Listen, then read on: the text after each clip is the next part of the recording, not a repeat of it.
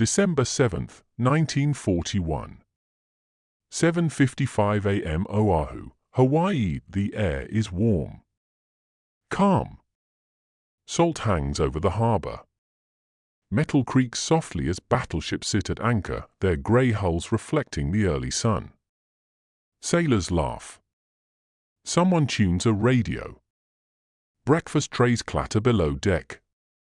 Then a sound cuts through it all, low at first, unfamiliar. Engines. Too many of them. Too fast. A scream tears across the sky. A silver aircraft dives out of the clouds, red circles flashing on its wings. An instant later, the harbor explodes. Fire. Steel. Water thrown sky high. The USS Arizona shudders as a bomb punches through her deck. A blinding flash. A thunderclap that shakes the island. In seconds, more than 1,000 men are gone. America is no longer at peace. Smoke boils upward, black and choking. Oil spills across the water and ignites, turning the harbor into a burning lake. Men leap into flames to escape sinking ships. Others claw at twisted steel, trapped below decks as water rushes in. Anti-aircraft guns finally roar to life, tracers streaking uselessly through the sky. Above it all, Japanese planes bank and turn, methodical, precise. This is Pearl Harbor. And the world has just changed. The attack did not come from nowhere. For years before this morning, the United States had watched a distant war creep closer. In Europe, Nazi Germany had torn through Poland, crushed France, and stood poised across the English Channel. In Asia, Imperial Japan had been at war since 1937, pushing relentlessly into China, Nanjing, Shanghai, Wuhan, leaving devastation in its wake. The world was already burning. America stood at the edge, trying not to be pulled in, but neutrality was never as simple as it sounded. Throughout the 1930s, the United States struggled with the scars of the First World War and the Great Depression. Millions were unemployed. Isolationism ran deep. Congress passed neutrality acts to keep the country out of foreign conflicts. The public wanted peace. No more sons sent overseas. No more graves across the ocean. Yet even as America claimed neutrality, its interests were deeply entangled. Japan depended heavily on imported oil, steel, and rubber, much of it from the United States. As Japanese forces pushed deeper into China and later into French Indochina, Washington grew alarmed. Reports of atrocities filtered west. Diplomacy hardened. In 1940 and 1941, the U.S. imposed economic sanctions, culminating in a devastating oil embargo. Overnight, Japan lost access to roughly 80% of its oil supply for Tokyo. This was an existential threat. Japanese leaders faced a brutal choice: withdraw from conquered territories and accept humiliation, or seize the resources of Southeast Asia, oil fields in the Dutch East Indies, rubber plantations in Malaya, strategic ports across the Pacific. But there was a problem. Standing in the way was the U.S. Pacific Fleet, anchored at Pearl Harbor.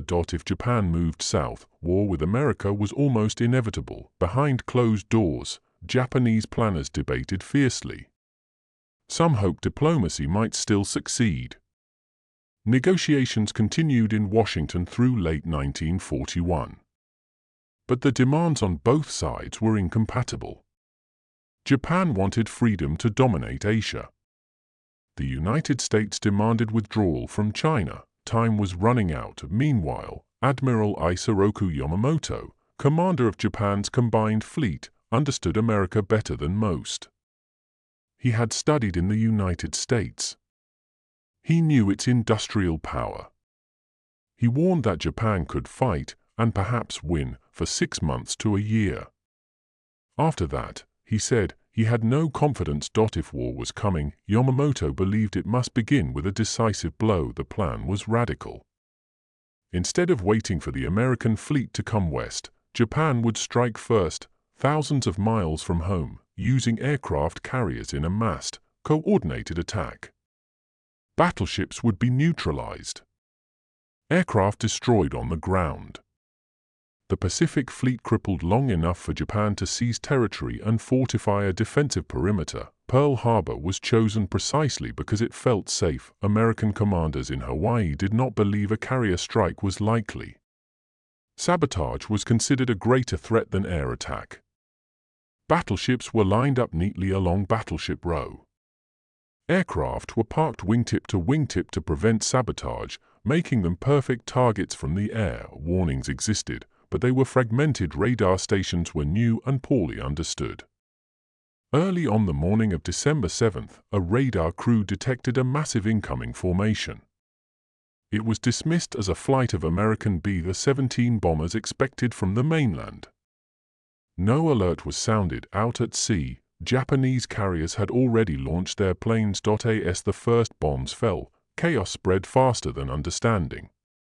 Many sailors initially thought it was a drill. Others believed it had to be an accident. Then torpedoes slammed into the sides of battleships. The USS Oklahoma rolled and capsized in minutes, trapping hundreds inside. The West Virginia sank at her moorings. The California slowly settled into the mud, and the Arizona, hit by a bomb that detonated her forward magazines, vanished in a column of fire visible for miles. The attack lasted just under 2 hours. By the time the final Japanese planes withdrew, more than 2,400 Americans were dead. Nearly 1,200 more were wounded. 8 battleships were sunk or damaged. Over 180 aircraft were destroyed. Pearl Harbor was wrecked, yet amid the devastation, there were surprises. American aircraft carriers were not in port that morning. Fuel storage tanks, the true lifeline of the Pacific Fleet, were untouched. Repair facilities survived. And even as smoke still rose from the harbor, sailors began salvage operations, pulling the wounded from the water, fighting fires, and planning repairs. The attack had failed to destroy America's ability to fight back. Across the Pacific, Japanese crews celebrated a stunning tactical success. But strategic uncertainty lingered. The carriers returned home without being counterattacked, yet the decisive blow Yamamoto feared was incomplete. Back in the United States, news raced across the country. Sunday routines shattered as radios crackled with urgent bulletins. Churches emptied. Crowds gathered around storefronts.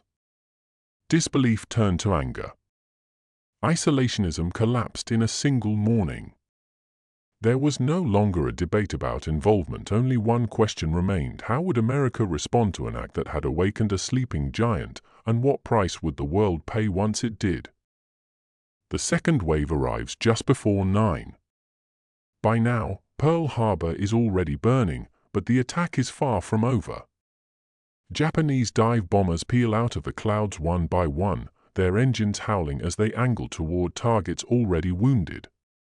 They aim for what still moves, what still shoots back, what can still be finished. Below them, the harbor is a maze of smoke and flame.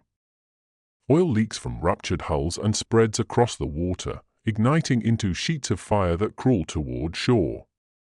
Men swim through it anyway. Some make it. Some don't. The water itself has become a weapon. On Ford Island, sailors run ammunition by hand to anti-aircraft guns that were never meant to be ready this fast.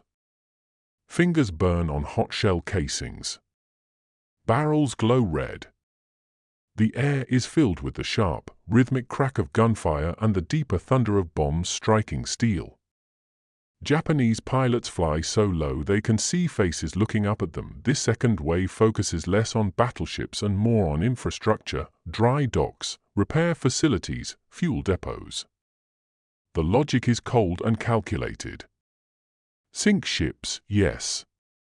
But destroy the ability to fix them, and the damage becomes permanent. Yet in a twist that will matter later, one critical target is missed entirely: Pearl Harbor's massive fuel storage tanks, holding millions of barrels of oil. They remain untouched, standing silently behind the smoke. At Hickam Field, hangars burn fiercely. Aircraft are shredded on the ground, their aluminum skins torn open like paper. American pilots scramble anyway. Some take off under fire, wheels lifting through smoke and debris. Lieutenants George Welsh and Kenneth Taylor managed to get airborne in their PF-40 fighters and attack the Japanese formations, scoring confirmed kills. Their planes come back riddled with holes, barely holding together. They land, refuel, and go back up again. Across the harbor, the USS Nevada becomes a symbol, briefly, of defiance. She is the only battleship to get underway during the attack, her crew fighting fires and flooding as she moves. Japanese bombers quickly focus on her, fearing she might escape to open sea or block the channel if sunk. Bombs strike her decks. Fires spread. Finally, she is ordered to beach herself. The Nevada runs aground, battered but not lost, inside the overturned hull of the USS Oklahoma. Time is running out. Hundreds of men are trapped in air pockets as the ship settles. For days afterward, rescue teams will hear tapping, faint, rhythmic, unmistakably human, coming from inside the steel. Some are saved. Many are not. The tapping eventually stops. By mid-morning, the Japanese aircraft turn north and vanish. The sudden silence feels unreal. Smoke drifts lazily upward. Fires continue to burn unchecked. The harbor looks like a graveyard of twisted metal and broken masts. Then the count begins. 8 battleships damaged. For sunk. 3 cruisers damaged. 3 destroyers damaged. Over 180 aircraft destroyed or severely damaged. Entire units wiped out in minutes. Hospitals overflow. Makeshift morgues are set up on shore. Chaplains walk among the wounded, offering words that feel too small for what has happened, and yet, even as the scale of destruction becomes clear, something else becomes obvious to naval officers surveying the damage. The core of the fleet's future power has survived. The aircraft carriers, Enterprise, Lexington and Saratoga are at sea or undergoing maintenance elsewhere. Submarines are largely intact. Repair yards, though damaged, still function. Fuel reserves remain untouched. Pearl Harbor is wounded, but it is not dead. Thousands of miles away, in Washington, D.C., the news arrives in fragments, confused, incomplete, shocking. President Roosevelt is informed early that morning. As details solidify, disbelief hardens into certainty. This was a deliberate, massive attack. There is no ambiguity. No room left for neutrality. The next day, December 8, 1941, Roosevelt stands before Congress.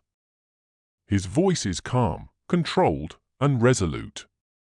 He calls December 7 a date which will live in infamy. He describes the attack not as a battle, but as a betrayal carried out while diplomatic negotiations were still ongoing. Congress votes overwhelmingly for war against Japan. Only one dissenting vote is cast. Within days, Germany and Italy declare war on the United States. America responds in kind. The war has become global. Back in Japan, the mood is complex. Military leaders initially celebrate the success of the operation. The attack achieved surprise. It inflicted enormous damage. But some officers are uneasy. Admiral Isoroku Yamamoto, the architect of the plan, understands American industrial capacity and resolve better than most. He reportedly fears that Japan has awakened a sleeping giant, though the exact wording is debated by historians. What is not debated is the strategic reality. The attack has unified American public opinion overnight. Before Pearl Harbor, the United States was divided about entering the war. After it, division vanishes. Enlistment offices overflow. Factories shift to wartime production at unprecedented speed. Automobile plants begin producing tanks. Shipyards launch vessels faster than ever thought possible. Women enter the industrial workforce in massive numbers. The country mobilizes with staggering momentum. Technologically, Pearl Harbor accelerates change. The attack confirms that battleships, once the undisputed kings of naval warfare, are vulnerable to air power. Aircraft carriers, mobile airfields at sea, are now central. Radar systems are improved. Damage control procedures are rewritten in blood. New doctrines are forged from the lessons learned that morning. Even the Japanese pilots who flew the mission sense its weight. Some write later of the eerie calm before the attack, the beauty of the harbor below, the shock of seeing ships explode beneath them. Many will not survive the war that follows. Some will die within months, and still, questions linger. Why was there no third wave targeting fuel tanks and repair facilities more aggressively? Why withdraw when American carriers remained unlocated? Why choose a strike that guaranteed war with a nation capable of outproducing Japan many times over? The answers lie somewhere between caution, doctrine, and miscalculation. At Pearl Harbor, salvage work begins almost immediately. Bodies are recovered. Ships are patched, raised, repaired. The USS West Virginia will return to service. So will the California Star. Even the shattered hulk of the Nevada will sail again. Pearl Harbor transforms from a symbol of defeat into a workshop of revenge, but as the smoke clears and the flags are raised again over the harbor, a deeper truth emerges, one that will define everything that follows. The attack was not an ending. It was an opening, and far across the Pacific, beyond the horizon where the Japanese fleet has already disappeared, the real war, longer, deadlier, and more uncertain than anyone yet understands, is just beginning. The fires burn for days. At Pearl Harbor, smoke still clings to the water long after the last Japanese aircraft have vanished. The harbor smells of oil, scorched paint, and seawater. Wrecked ships sit low in the water, their silhouettes broken and unfamiliar. Divers slip beneath the surface, moving through darkness thick with debris, searching compartments where time ran out too fast.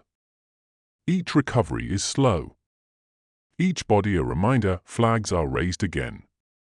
Some are patched together from scraps. Others are hoisted upside down for distress before being righted. Sailors stand at attention amid ruins, uniforms stained with oil and ash. There is grief here, but there is no hesitation. Across America, radios carry the same images into millions of homes. Burning battleships. Twisted metal. Rows of dead. The shock is instant and universal. Isolation ends overnight. Factories that once made refrigerators, typewriters, and cars begin converting within days. Blueprints are redrawn. Assembly lines run around the clock. The scale of mobilization has no precedent in American history. Pearl Harbor becomes the point of no return. In the weeks that follow, the United States Navy takes stock of what it has learned, painfully, irreversibly. Battleships are no longer the center of gravity. Air power is. Carrier task forces become the focus of strategy. Radar coverage expands rapidly. Anti-aircraft training intensifies. Damage control, how to fight fires, seal compartments, and keep ships alive, becomes as important as gunnery. These lessons are not theoretical. They are written in the scars of December 7. And the response comes faster than Japan expects. Just 6 months after Pearl Harbor, in June 1942, American and Japanese carrier fleets collide near a tiny atoll called Midway. There, using intelligence, radar, and carrier-based air power, the U.S. Navy inflicts a devastating defeat on Japan, sinking 4 fleet carriers, the same kind that struck Pearl Harbor. The balance of the Pacific War begins to tilt. The long road back starts with that realization: Pearl Harbor did not end American power in the Pacific. It sharpened it. Back in Hawaii, salvage operations turn wrecks into warships again. The USS West Virginia sunk and burning, is refloated and rebuilt. The USS California rises from the mud. Even ships thought beyond saving return to service, modernized and battle-ready.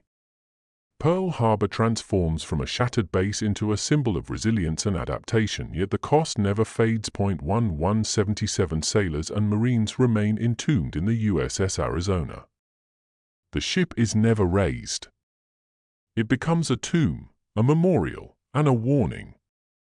Oil still seeps slowly from its hull decades later, a phenomenon sailors call the tears of the Arizona. Each drop feels like time refusing to forget. For Japan, the aftermath is more complicated. The attack achieved tactical surprise, but it failed strategically. American fuel reserves survived. Repair facilities survived. Most critically, American carriers survived. Worse, the attack unified the United States politically and emotionally in a way no speech or treaty ever could. Japan now faces a war of attrition against an industrial power capable of producing ships, planes, and weapons faster than losses can be replaced. The very gamble designed to secure Japan's future has locked it into a conflict it cannot easily win. For the men who lived through December 7th, memory becomes permanent. Survivors carry the sound of diving engines, the concussion of explosions, the sight of burning ships. Some speak of it often. Others never do. Many say the same thing, that life divided cleanly into before Pearl Harbor and after the attack reshapes warfare far beyond the Pacific. It accelerates technological innovation at breathtaking speed. Radar becomes more precise. Aircraft grow faster, heavier, deadlier. Submarines become central to naval strategy. Logistics, fuel, supply chains, repair capacity prove as decisive as firepower. Modern warfare, as the world understands it today, passes through Pearl Harbor, and yet, beyond strategy and technology, the deeper lesson is human. Pearl Harbor exposes the danger of complacency, the cost of misjudgment, and the speed with which peace can shatter. It shows how ordinary people, mechanics, cooks, clerks, pilots, are thrust into moments that demand impossible courage without warning. Some run toward fire. Some hold flooding compartments shut from the inside. Some stay at their posts until the ship beneath them is gone. These are not myths. They are documented acts, recorded in after-action reports, survivor testimonies, and naval records. They are real, and they matter. Today, Pearl Harbor is quiet again. The water is calm. Tour boats glide slowly past Battleship Row. Visitors stand in silence above the Arizona reading names carved into marble. The harbor looks peaceful, but it is not empty. History presses close here. You can feel it in the air, in the stillness, in the weight of what happened in a single morning. December 7th, 1941, did not just bring America into World War II. It altered how nations think about war itself, how quickly it can arrive, how devastating surprise can be, and how innovation often follows catastrophe. The world that emerges from Pearl Harbor is more dangerous, more technological, and more interconnected than before. The echoes of that morning reach far beyond Hawaii, shaping military doctrine, global alliances, and the modern balance of power. And perhaps the most unsettling thought of all lingers quietly beneath the memorial, beneath the calm water and the drifting oil. If one morning could change the course of history so completely, how many moments like it pass unnoticed until they arrive?